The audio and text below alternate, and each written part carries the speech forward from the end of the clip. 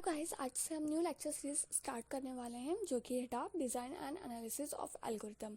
मैंने पहले भी एक लेक्चर सीरीज बनाई है, ऊप्स लेक्चर सीरीज। अगर आपको उससे रिलेटेड कुछ डाउट्स है, आपको कुछ पढ़ना है उससे रिलेटेड, तो आप उस लेक्चर सीरीज में जाके देख सकते हैं।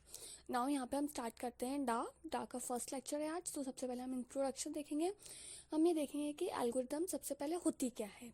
So an algorithm is a finite sequence of instruction, each of which has a clear meaning and can be performed with a finite amount of effort in a finite length of time. Algorithm क्या होती है? Algorithm में कुछ sequence of instruction होते हैं, मतलब step by step कुछ instruction given होते हैं जिनका हर एक इंस्ट्रक्शन का कुछ ना कुछ मीनिंग होता है और एक फाइनाइट टाइम में वो जो इंस्ट्रक्शन है वो जो प्रॉब्लम सॉल्विंग है वो कंप्लीट हो जाती है। No matter what the input values may be, an algorithm terminates after executing a finite number of instruction. मतलब इसमें ये मैटर नहीं करता है कि आप इनपुट क्या दे रहे हो, पर जो भी एल्गोरिदम है, जो भी स्टेप्स हमने एल्गोरिदम में दिए वो पूरी स्टेप्स कंप्लीट होगी, उसके बाद जो एल्गोरिदम का एग्जीक्यूशन है वो कंप्लीट हो जाएगा। सो एल्गोरिदम क्या हो गई? एल्गोरिदम ये हो गई कि एक सीक्वेंस ऑफ इंस्ट्रक्शन हो गया जिसका कुछ ना कुछ मीनिंग होता है हर एक इंस्ट्रक्शन का, और एक फाइनाइट अमाउंट ऑफ टाइम में वो कंप्लीट हो जाती है। इसमें हम इनपुट कुछ भी दे वो मैटर नहीं करता और वो सारी के सारे स्टेप्स जो है वो एग्जीक्यूट होते हैं। अब हम देखेंगे कि कुछ कुछ क्राइटेरिया होता है एल्गोरिदम को। So in addition every algorithm must satisfy the following criteria. क्या क्या क्राइटेरियाज होते हैं हम वन बाय वन देखते जाएंगे। सबसे पहले क्राइटेरिया होता है इनपुट। इनपुट क्या होता है? कुछ ना कुछ हमें क्वांटिटीज सप्लाइड करनी होती है। सो इनपुट क्या होगा? There are two or more quantities which are externally supplied. Input में होता है जीरो या जीरो से ज़्यादा कोई भी क्वांटिटीज होती है जो हमें एक्सटर्नली सप्लाइड करनी होती है। नेक्स्ट होता है आउटपुट। आउटपुट क्या होता है? अब जो इनपुट दिया प्रोसेस करने के बाद कुछ ना कुछ रिजल्ट तो आएगा, तो उस रिजल्ट को हम बोलते हैं output. At least one quantity is produced, मतलब आउटपुट में कम से कम एक ना एक क्वांटिटी तो प्रोड्यूस होती है। डेफिनेटनेस। डेफिनेटनेस क्या होती है? Each instruction must be clear in ambiguous. In ambiguous मतलब वो अपने अपने आप में वो अंडरस्टैंडिंग होना चाहिए, क्लियर होना चाहिए और अपने आप में उलझने वाला नहीं होना चाहिए। मतलब जो उसका रिजल्ट होना चाहिए वो क्लियर होना चाहिए, अनएम्बिगियस नहीं होना चाहिए। नेक्स्ट है फाइनाइटनेस। फाइनाइटनेस क्या होता है? If we trace out the instruction of an algorithm then for all cases the algorithm will terminate after a finite number of steps. मतलब नंबर ऑफ स्टेप्स जो होती है फाइनाइट होनी चाहिए। तो जो फाइनाइटनेस मतलब हर एक इंस्ट्रक्शन एक ही बात, एक इंस्ट्रक्शन जो फॉलो कर रहे हैं एल्गोरिदम को सॉल्व करने के लिए, वो नंबर ऑफ स्टेप्स क्या होनी चाहिए? फाइनाइट होनी चाहिए। देन नेक्स्ट है इफेक्टिवनेस। इफेक्टिवनेस क्या है?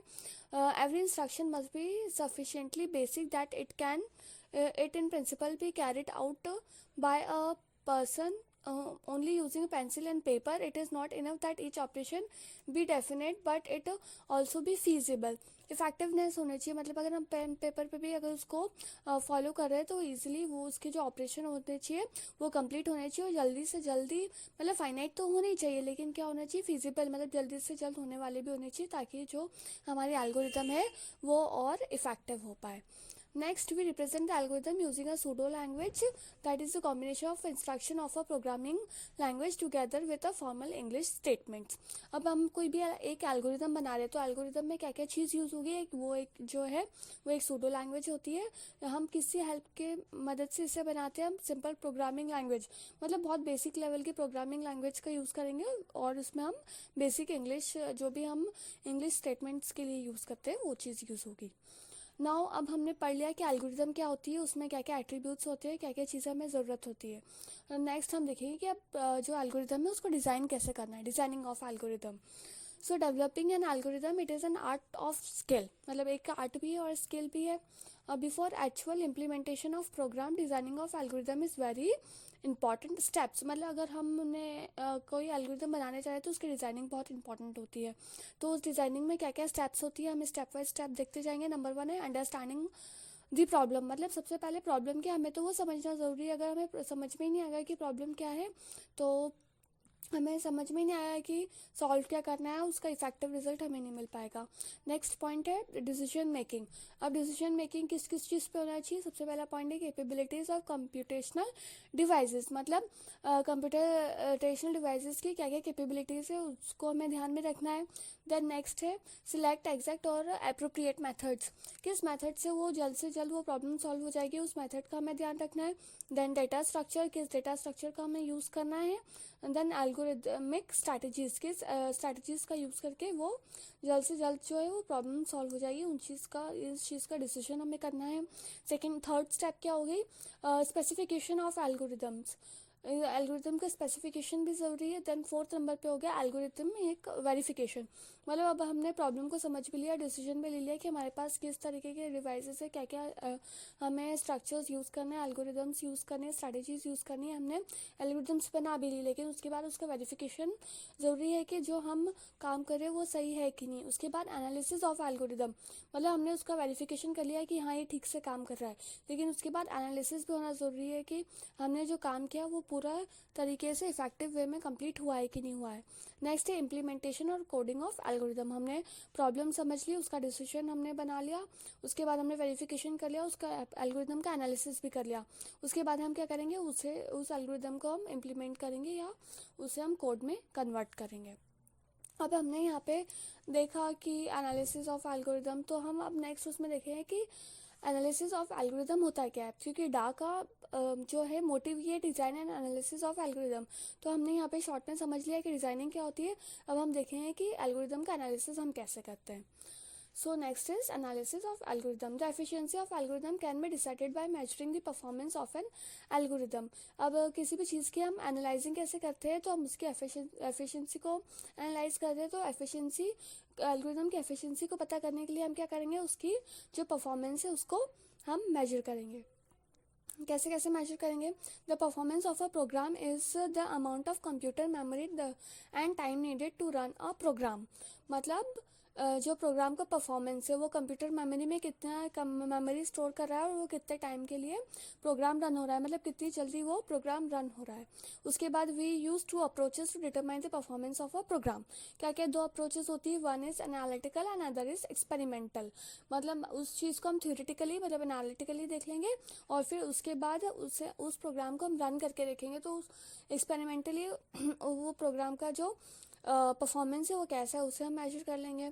उसके बाद in the performance analysis we use analytical methods, while in performance measurements we conduct experiments. ये वही है कि हम परफॉर्मेंस एनालिसिस में हम पहले क्या करते हैं, एनालिटिकल मेथड्स परफॉर्म करते हैं, और जो परफॉर्मेंस मेजरमेंट है मतलब एनालिसिस के लिए हमने कौन सी मेथड यूज़ करी, एनालिटिकल मेथड्स, और परफॉर्मेंस मेजरमेंट के लिए हम क्या यूज़ करेंगे, एक्सपेरिमेंट्स को हम कंडक्ट करते हैं। देन हम ये देखेंगे कि कौन कौन से जो फैक्टर्स है, मतलब हमको एल्गोरिदम को एनालिसिस करने में कौन कौन से फैक्टर्स को हमें ध्यान रखना है, उन पॉइंट्स को हम देखेंगे। सबसे पहला फैक्टर क्या है, टाइम कॉम्प्लेक्सिटी।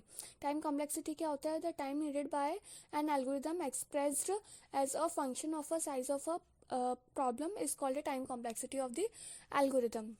मतलब इस प्रोग्राम को रन करने के लिए हम क्या क्या फंक्शन यूज़ कर रहे हैं और फंक्शन का साइज़ क्या है, मतलब उसको एग्जीक्यूट होने में कितना टाइम लग रहा है, तो वो क्या हो गई, अपनी टाइम कॉम्प्लेक्सिटी हो गई। The time complexity of a program is the amount of computer time it needs to run to a completion, मतलब पूरे प्रोग्राम को कंप्लीट करने में कितना टाइम लग रहा है, तो उसको हम क्या बोलते हैं, टाइम कॉम्प्लेक्सिटी। नाउ सेकेंड क्या याद रखना है हमें, सेकेंड हमें याद रखना है space complexity. The space complexity of a program is the amount of memory it needs for to a completion, मतलब एक प्रोग्राम को, एक एल्गोरिदम को पूरा रन करने के लिए कितनी स्पेस में वो स्टोर हो रहा है, कितनी मेमोरी वो कंज्यूम कर रहा है, उसे हम बोलते हैं space complexity. The space need by a program has the following components.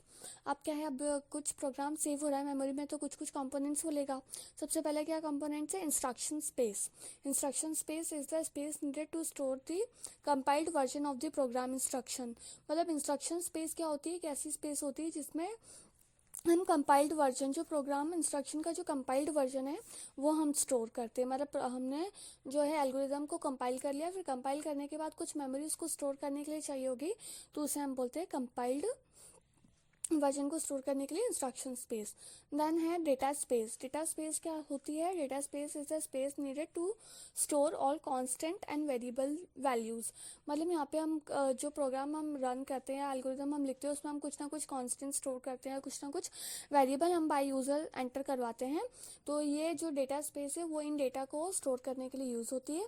अब जो डेटा स्पेस होती है उसमें भी दो कंपोनेंट्स होते हैं, उसे हम देखते हैं। Space needed by the components and simple variables in the program. एक चीज़ हो गई, मतलब सिंगल वैल्यूड प्रोग्राम से यहाँ पे सिंगल वैल्यूड हम यहाँ पे कांस्टेंट और वेरिएबल्स यूज कर रहे हैं।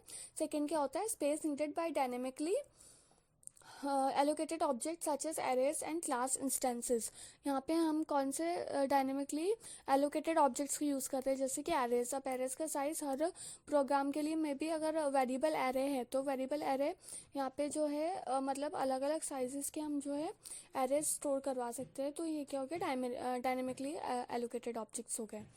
नेक्स्ट क्या है? Environment stack space. Environment stack space क्या होती है? The environment stack is used to save information needed to resume execution of partially completed function.